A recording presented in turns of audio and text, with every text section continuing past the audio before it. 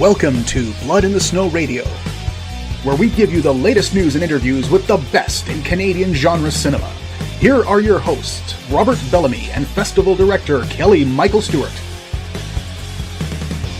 Bits Radio is back on the air. I am Rob Bellamy, and Kelly got pulled away to do, I guess it's panels that's going on right there? Roundtables, that's right. So sorry. There's so much fun out there, though, isn't it? Yes. Yeah. We are here about the short film Pariah. Synopsis reads, a tense survival story where compliance is the key to staying human. And I'll get you to introduce yourself and the role in the project. Great. I'm AJ Lutsky. I'm the director, and I also wrote Pariah and did a little bit of producing, and I edited it myself, and, you know, it's that indie film story. Welcome to independent film. Yes. Yes. Bet you clapped a few slates on set, too, didn't you? Probably did. It was actually mostly silent, so, you know, we did not on this particular film. Oh, yeah. So, yeah. That is true. Right. So your audio guy hated you then because he had no job. You know what? No, Toby did great. We couldn't have done it without Toby. We absolutely needed her there for a few key moments, but totally understated how much work she would actually be doing, or overstated. Well, with the story of Pariah, and it's fun because you can't talk about the twist without giving things away. So, but that kernel, where did that idea come from? I mean, I don't really know where the origin of this came from, but the idea was to make a film where you cannot trust your senses, right? Where everything is pointing you in the direction of, you know, I identify with this person, I can see myself in his or her shoes and go through this world where they're searching and I'm along with them for the ride, until, you know, I guess I can't. How do you say it without saying it? Until you realize you've been led astray. Yes, that's the perfect way to say right? it. Yes, because that's it. I was bought in the whole time, and then it was like a Sixth Sense moment when you get to the end, and it's like, oh, damn. Yeah, exactly. And that's why I wondered. As soon as I'm seeing this, it's like, oh, I got questions. So that is cool to know because you're right. You go through that whole thing. It's like, who do you trust? Right. That was the core element of the whole thing, and you know, just thinking about this world that we live in today where it's like you can't even trust your eyes, right? Some of the things that you see online or people's voices are being duplicated and all this stuff. That was, you know, that definitely inspired the creation of this. And I wanted to reflect that in this, you know, way that really draws you in and brings the viewer in. Filming this, was winter on purpose or was that just because it was winter? It was time to shoot this movie, and it was, you know, everything just worked out in our favor. You know, we had we shot it in less than 24 hours out in the wilderness, and it worked out really well because the night before the shoot, it was an absolute dump of snow, and it didn't snow at all on the day we were shooting. So it was fresh and quiet and deathly cold, and it really suits the mise en scène and the vibe for everything. That's what I was gonna say because it added to the desolate, like the solitude of the whole thing. You know, especially the shot of them walking down the street. You know, like that was gorgeous. Yeah, that was totally great. That there's a little story behind that my DP Alex Sharp, he had the sniffles, or you know, he had something going on. So I just took the camera. I said, I'll just shoot this, and then I shot a version of that with her walking away, and it wasn't really working, and I couldn't really figure out why. But we're losing light, and we had to go. So then I said, okay, let's just go, guys. We got it. We got a version of it. That's fine. And then he came out of the truck, and he saw her walking back towards the camera, and I was talking to the actress, and he's like, AJ, get out of the way, get out of the way. And I look around like, what's going on? And I realized that he had the camera low on the ground and was filming her walking back and approaching the camera instead. And I realized in that moment, oh, can I swear? Probably Oh, not, absolutely. right? I realized in that moment, I was like, I fucked up, you know, and this was the shot we meant to get. So I did like a duck and roll out of the road But you caught it. And we got it, yeah. Yes. And that was the one that we went with. It's one of the coolest shots in the whole thing. And the city in the background there, I have to shout out to Outlander's VFX. They did all the VFX in the project. And it is flawless. It is picture perfect. And it's, that wasn't a real breathtaking town? stuff that sucks you in. That wasn't a real town? No, it's not a real bombed out city. Dang. With helicopters. I thought for sure the town was real and it was added like little elements. No, there was actually woods, forest on both sides, and they just took out, all the foliage and the fields and everything on the right and built that city in the distance. Dang, yes. You can't trust your eyes. That's right. That's right. It all comes back to the theme. Just did it to me. Wow. Yeah, because I thought for sure, it's like, that was a little village they were filming in, and add to it, man. This whole film just screams, don't trust anybody. That's right. That's right. So funny. Even the synopsis in the program is not the synopsis I submitted. Really? It was rewritten, but I think that's actually a much better version. What I just submit with this film is survival is compliance, stay human, stay alive.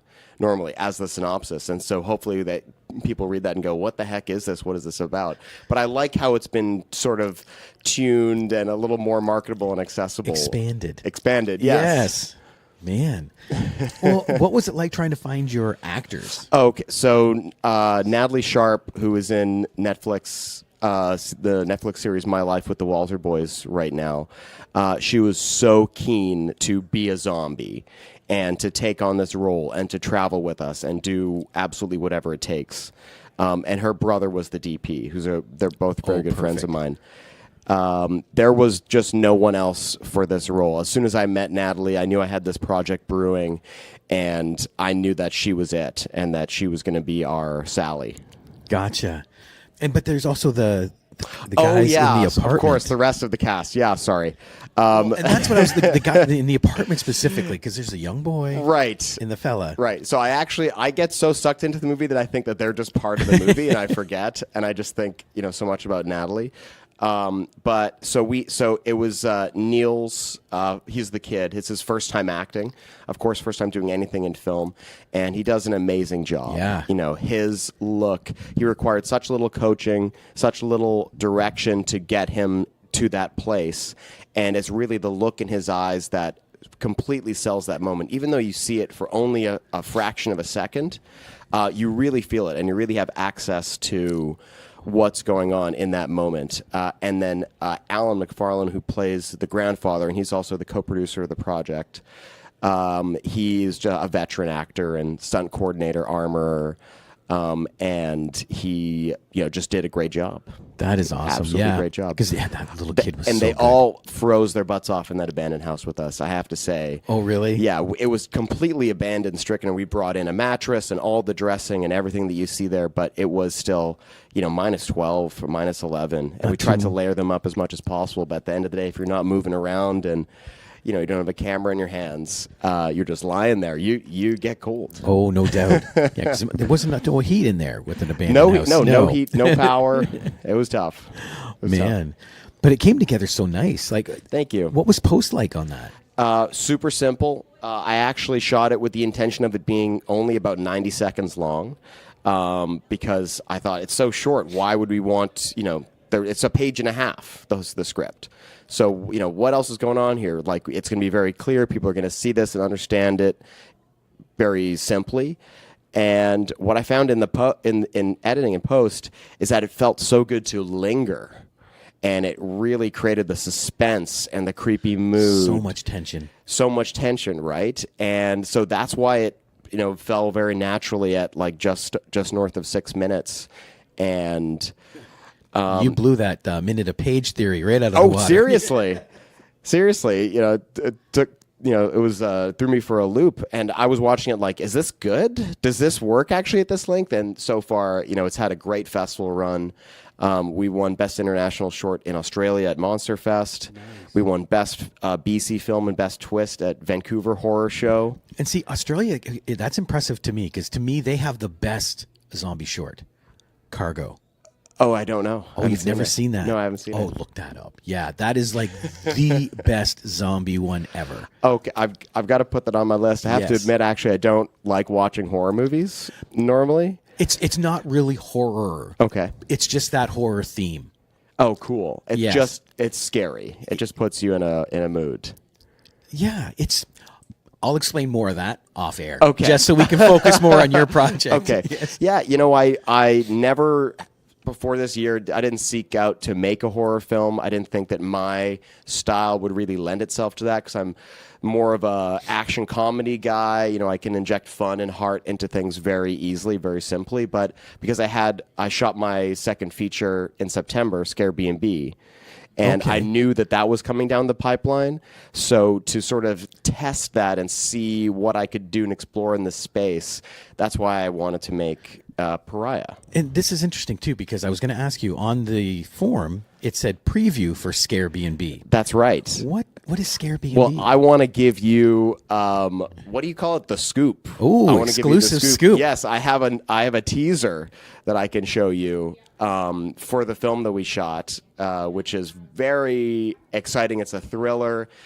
4 college kids go to a cabin in the woods and they're attacked by killers wearing masks, right? Great premise. We've seen this movie before, but instead of one girl dying at a time and the guy gets the courage to save the girl in the end and blah, blah, blah, that's been done before. Instead, the girls get a chance to escape.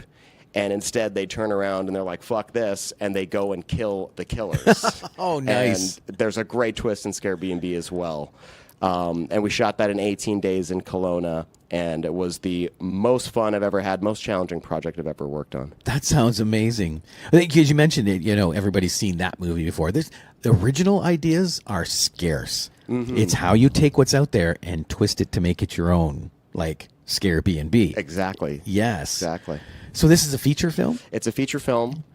It's all shot. We're in post. We'll be releasing it next summer or next Halloween, which is 2026. Excellent. I understand Bits is available next year. Absolutely. Yeah, absolutely. Throwing that out there. No, I've had so much fun at the festival this year. It's really an incredible group of talented folks. And, the industry panels are so informative. It's just amazing to put this together. This is the kind of community that film needs to survive and thrive. Excellent. You're 100% right. I love the people that come here. And this is your first time? It's my first time. I know we'll see you back. Oh, 100%. 100%. Thank you so much for being here. Congratulations on the project and on Scare B&B. I'm anxious to see that. Thank you so much. This was a pleasure.